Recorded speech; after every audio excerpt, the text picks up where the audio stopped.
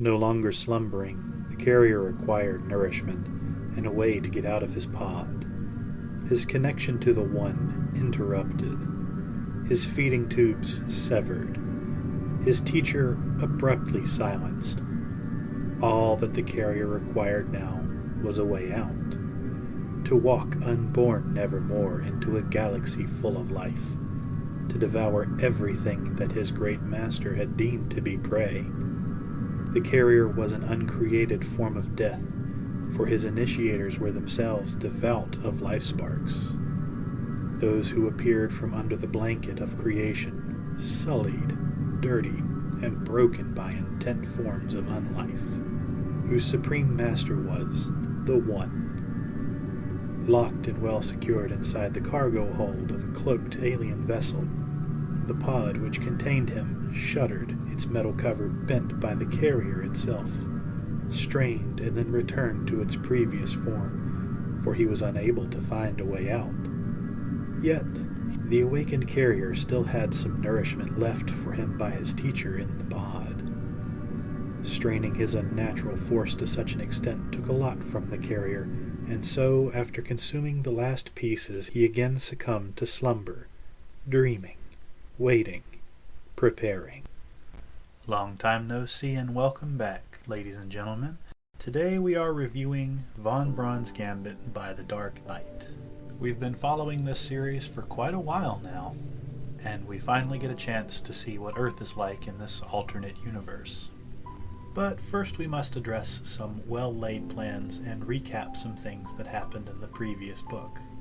If you've read Treads of Vengeance, you know that there was a massive fight, and as a result, Lily is suffering a bit of PTSD not just from that battle, but from the previous atrocities she's had to suffer through, to the point she almost has a breakdown as crowds are gathering to welcome them to Earth.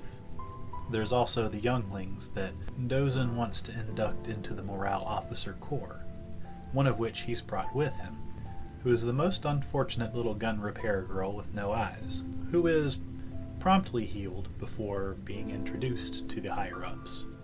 Now, this being said, I don't want to dive into any one aspect of this story too deeply, because in a lot of ways it feels like The Dark Knight is diving more into how the first book was set up. This isn't a book of just one story. The Star Shatter crew actually divides up and goes on their different journeys across Earth. Mac and Dozin head to China in order to find Dozin a proper martial arts instructor. After some shenanigans, the two get sentenced to 6 months of hard community service.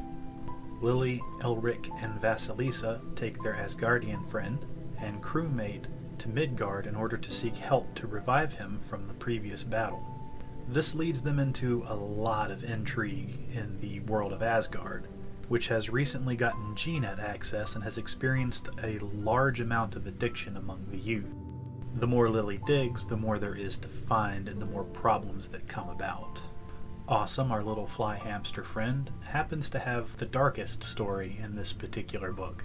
When going to see his former teacher, he is abducted by the Illuminati, who still exist.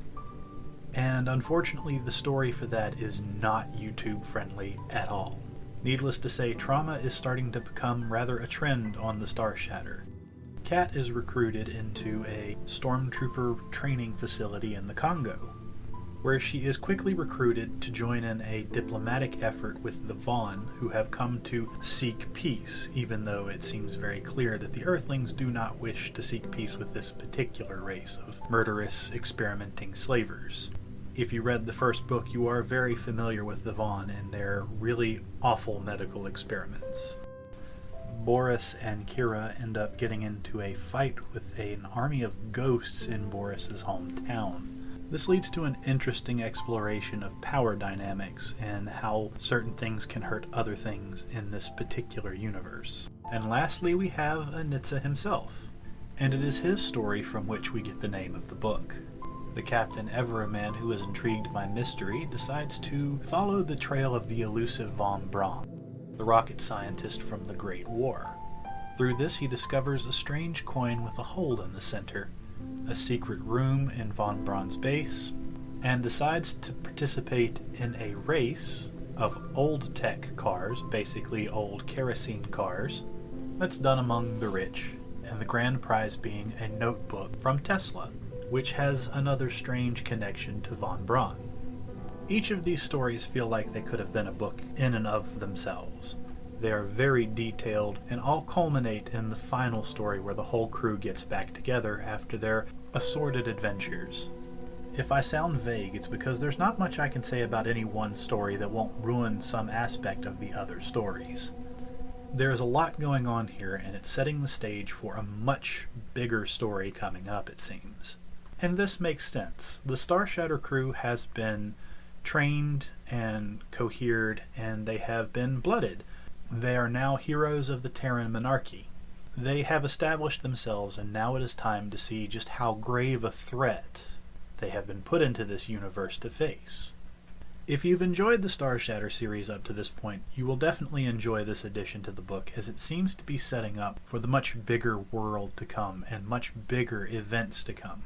This review was actually really difficult for me to make just by how little I can give you without spoiling the actual stories.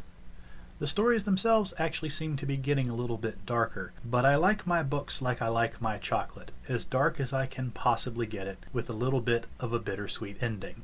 And with that, I will leave you to your readings. Thank you for taking the time to listen to my review. If you enjoyed it, you can find others on my YouTube, BitChute, and Odyssey channels. If you are an independent author and would like a chance at having a review, I have master lists on Minds, Gab, and Twitter pinned at the top of my feed. Please leave your book name, the way you would like readers to contact you, and a place where you can be reached and your work can be found. Thank you.